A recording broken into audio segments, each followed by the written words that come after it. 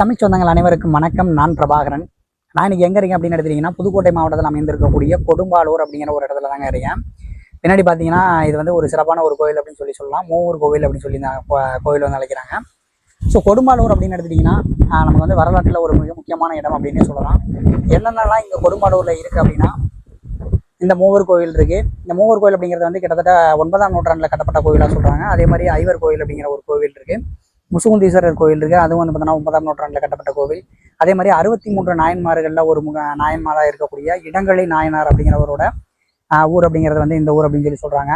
அது மட்டும் இல்லாமல் ராஜராஜ சோழன் அவர்களுடைய மனைவி இருக்காங்க, வானவன் மாதேவி. ஸோ அவங்களுடைய ஊர் அப்படிங்கிறது வந்து பார்த்தீங்கன்னா இந்த கொடும்பாலூர் அப்படிங்கிற இந்த ஊர் தான். இந்த கோவிலினுடைய வரலாறு அப்படிங்கிறத நம்ம முன்னாடி பார்க்கலாம். அதுக்கு பிறகு டைம் இருந்தது அப்படின்னா கொடும்பாலூர் பற்றிய தகவல்கள் வரலாறு இருக்கு. வேலர்கள் யாரு, அவங்களுடைய வரலாறு என்ன அப்படிங்கிறதையும் நம்ம பின்னாடி வீடியோ பெருசாக இருந்தது அப்படின்னா நான் பின்னாடி சொல்கிறேன். ஸோ இப்போ வந்து பார்த்தோன்னா ஒவ்வொரு இடமா அப்படியே பார்த்துட்டு வாங்க. அந்த கோவில் பற்றிய வரலாற்றுக்குள்ளே போகலாம். வேலர்களினுடைய அரசரான பூந்தி விக்ரமகேசரி அப்படிங்கிறவர் தான் வந்து இந்த கோவில் எழுப்பியிருக்காரு. அவர் ப்ளஸ் அவருக்கு வந்து பார்த்தோன்னா 2 மனைவிகள் இருந்திருக்காங்க. ஒருத்தவங்க வந்து பார்த்தோன்னா நங்கை கற்றலி அப்படிங்கிற பேர்லையும், இன்னொருத்தவங்க வந்து பார்த்தோன்னா வரகுணம் அப்படிங்கிற பேர்லையும் இருந்திருக்காங்க. ஸோ அவங்க 2 பேருக்கு ப்ளஸ் அவருக்குன்னு சேர்த்து 3 கோவில்கள் வந்து இந்த இடத்துல எழுப்பியிருக்காரு. அதனால தான் இந்த இடத்துக்கு வந்து பார்த்தோன்னா மூவர் கோவில் அப்படிங்கிற பெயர் வந்து வந்ததாக சொல்கிறாங்க. இப்போ நீங்கள் பார்த்தீங்க அப்படின்னா 2 கோபுரங்கள் வந்து இருக்குது. ஸோ 2 கோபுரங்கள் வந்து பார்த்தோன்னா அவங்க மனைவிக்காக கட்டின 2 கோபுரங்கள் இருக்குது. ஸோ அவருக்காக வந்து பார்த்தோம்னா அதுக்கு முன்னாடி கட்டின இடம் மட்டும் இருக்குது. அந்த கோபுரம் அப்படிங்கிறது வந்து பார்த்தோன்னா இப்போதைக்கு இல்லை. ஸோ அப்படியே நம்ம உள்ள ஒன்று பார்த்து போவோம். ராஜராஜ சோழன் வந்து பார்த்தோன்னா தஞ்சை பெரிய கோவில் கட்டினாங்க. அதுக்கு பிறகு பல கோயில்கள் கட்டினாங்கல்ல. ஸோ அதுக்கெல்லாம் வந்து பார்த்தோம்னா அடித்தளமாக இந்த கோவில் இருந்ததா வந்து சொல்லப்படுது. ஸோ வேலையர்கள் வந்து பார்த்தோம்னா முன்னாடி வந்து பாண்டியர்களோட நல்ல தொடர்புடையவர்களாக இருந்தாங்க. பாண்டியர்களாக இருக்கட்டும், இல்லை பல்லவர்களாக இருக்கட்டும், அந்த மாதிரி. அது பிறகு வந்து பார்த்தோம்னா சோழர் காலத்தில் வந்து பார்த்தோம்னா அவங்களுடைய ரொம்ப நெருக்கமாக இருந்தாங்க. அது மட்டும் இல்லாமல் அவங்களோட வந்து பார்த்தோம்னா திருமண உறவுகள் வந்து பார்த்தோம்னா வச்சுட்டு இருந்தாங்க அப்படின்னு சொல்லி சொல்லப்படுதுங்க. ராஜராஜ சோழன் அவர்களுடைய மனைவி வந்து பார்த்தோம்னா இங்க இருக்கக்கூடிய அந்த இருக்குவேலூரினுடைய இளவரசியாக தான் இருந்திருக்காங்க, வானவன் மாதேவி அப்படிங்கிறவங்க. நமக்கு வந்து பார்த்தோம்னா பொன்னியின் செல்வன் இருக்கும். ஸோ அதில் வந்து பார்த்தீங்கன்னா அந்த கற்பனை கதாபாத்திரமான அவங்க பேர் என்னது வானதி வருமே. ஸோ அவங்க வந்து பார்த்தோம்னா இந்த ஊரை சேர்ந்தவங்க அப்படின்னு சொல்லி சொல்றாங்க. இந்த கோவில் முழுக்க முழுக்க வந்து பார்த்தோம்னா ஏகப்பட்ட கல்வெட்டுகள் இருக்கு. ஸோ இருக்குவேலூர் அவங்களுடைய பரம்பரையில இருந்த மன்னர்களாக இருக்கட்டும், இல்லை அதுக்கு பிறகு வந்து பார்த்தோம்னா சோழ மன்னர்கள் யாரெல்லாம் தானம் கொடுத்துருக்காங்க அப்படிங்கிறக்கான ஏகப்பட்ட கல்வெட்டுகள் வந்து இருக்க. எல்லா கல்லையும் வந்து பார்த்தோன்னா கல்வெட்டு இருக்கு. அந்த அளவுக்கு வந்து பார்த்தோன்னா ஒரு பொக்கிஷமான இடம் அப்படின்னு இந்த இடத்த சொல்லலாங்க. பார்த்தீங்கன்னா ஒரு கிணறு வந்து வட்டவணையத்தில் ஒரு கிணறு வச்சிருக்காங்க. அதாவது இது நான் நிரம்புறதுக்கு முன்னாடி தண்ணி எடுக்கிறதுக்காக வந்து பார்த்தோன்னா ஒரு படியும் வச்சிருக்காங்க. ஸோ இதான் வந்து பார்த்தோன்னா அந்த படி அப்படிங்கிறது. இப்போ வந்து இந்த 2 கோபுரங்கள் மட்டும் வந்து பார்த்தோன்னா கம்பீரமாக நின்றுருக்கு. ஸோ இது வந்து பார்த்தோன்னா இப்போ தொழில் துறை கட்டுப்பாட்டில் இருக்கு. நீங்கள் வரீங்க அப்படின்னா ஒரு ஆளுக்கு வந்து பார்த்தோன்னா 25 ரூபா வந்து நமக்கு டிக்கெட் அப்படிங்கிறத வந்து வாங்குவாங்க. ஸோ நீங்கள் டிக்கெட்டை வாங்கிட்டு உள்ளே வரலாம். ரெஸ்ட் ரூம் ஃபெசிலிட்டிஸ்லாம் இருக்குது. மற்றபடி வந்து பார்த்தோன்னா நீங்கள் வர்ற இடங்களில் பெரிய லெவலில் வந்து பார்த்தோன்னா கடைகள்லாம் இருக்காது. ஸோ நீங்கள் மெயின்லி வந்து பார்த்தோன்னா சாப்பிட்றது, வாட்டர் பாட்டில் வாங்குறது, அந்த மாதிரி ஏதாவது அப்படின்னா நீங்கள் வாங்கிட்டு வந்துக்கலாம்.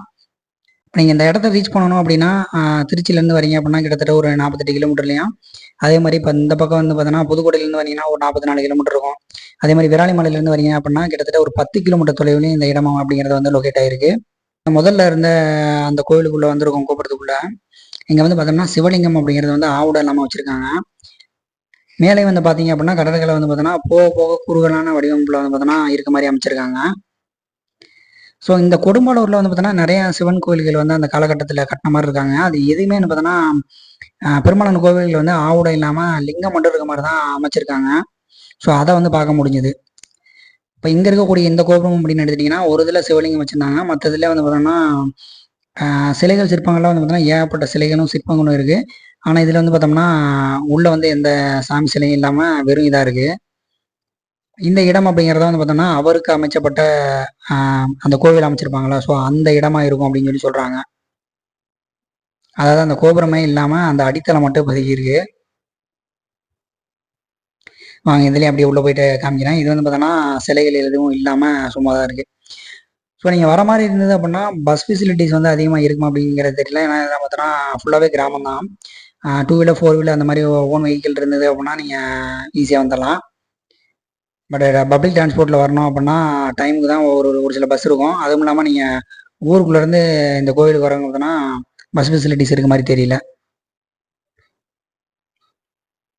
ஸோ இந்த கோயிலுக்கு பின்னாடி வந்து பார்த்தோன்னா ஐவர் கோயில் அப்படிங்கிறது இருக்குது. நம்ம அடுத்து அதை பார்க்கலாம். இப்போ கொடும்பாலூரினுடைய வரலாறு அப்படின்னு எடுத்துட்டிங்கன்னா, முன்னாடி வந்து நமக்கு வந்து மதுரை இருந்தது. ஸோ மதுரையோட வடக்கு பகுதியில் இருந்த ஊரை என்ன சொல்லி அமைச்சிருக்காங்க அப்படின்னா புனல் நாடு அப்படின்னு சொல்லி அமைச்சிருப்பாங்க போல. அதே மாதிரி சோழ நாட்டுக்கு தெற்குல இருந்த இடத்துங்களை வந்து பார்த்தோன்னா பண்டி நாடு அப்படின்னு சொல்லி அழைச்சிருந்திருக்காங்க. ஸோ அந்த பண்டி நாடு அப்படிங்கிறத வந்து பார்த்தோன்னா கோநாடு காநாடு அப்படின்னு சொல்லிட்டு 2 பிரிவாக பிரிச்சிருக்காங்க. அந்த பண்டி நாடு அப்படின்னா பார்த்தோன்னா அந்த புதுக்கோட்டை அந்த இடங்களை வந்து பார்த்தோன்னா சொல்றாங்க. ஸோ இந்த கோநாடை வந்து பார்த்தோம்னா அந்த கோநாட்டினுடைய தலைநகரம் அப்படிங்கிறது எதா இருந்தது அப்படின்னா கொடும்பாலூர் இருந்தது அப்படிங்கிறத வந்து நமக்கு வந்து பெரிய புராணம் சொல்லுது. ஏகப்பட்ட சங்க இலக்கியங்களில் வந்து இந்த கொடும்பாலூர் பற்றிய தகவல்கள் அப்படிங்கிறது வந்து இருக்கு. நம்ம ஏற்கனவே பார்த்தோம்னா சிலப்பதிகாரத்தில் வந்து கொடும்பை அப்படிங்கிற ஊர் பேர்ல வந்து பார்த்தோன்னா இந்த இடம் அப்படிங்கிறத அழைச்சிருக்காங்க. ஸோ அந்த டைம்ல வந்து நமக்கு பாண்டிய நாட்டுக்கும் சோழ நாட்டுக்கும் இடையில வந்து ஒரு முக்கியமான வணிக வர்த்தக இடமா வந்து பார்த்தோன்னா இந்த இடம் இருந்திருக்கலாம் அப்படின்னு சொல்லி நம்பப்படுது. சிலப்பதிகாரத்தில் என்ன மாதிரி சொல்றாங்க அப்படின்னா கொடும்பை நெடும்புற கோட்டை கம்புக்கால் பிறைமுடி கண்ணி பெரியோன் ஏந்திய அரைவாய சூளத்து அருநெறி கவர்க்கும் அப்படிங்கிறத மாதிரி சிலப்பதிகாரத்துல வந்து இதை பத்தின வரிகள் வந்து வருது. அதாவது இந்த ஊர்ல இருந்து எந்தெந்த இடங்களுக்கு வந்து வணிக இடங்கள் அதாவது வணிக சாலைகள் இருந்தது அப்படிங்கறதுக்கான குறிப்பு வந்து பார்த்தோன்னா அதுல சொல்றாங்க. இப்போ இங்கே வேலூர் அப்படின்னு எடுத்துட்டிங்கன்னா இவங்க வந்து எங்கேருந்து வந்திருக்காங்க அப்படின்னா கிமு 10ஆம் நூற்றாண்டில் துவாரகையிலேருந்து வந்திருக்காங்க அப்படின்னு சொல்லிட்டு கபிலர் அவர்களுடைய பாடல் மூலமாக வந்து பார்த்தீங்கன்னா தெரியுதா சொல்கிறாங்க.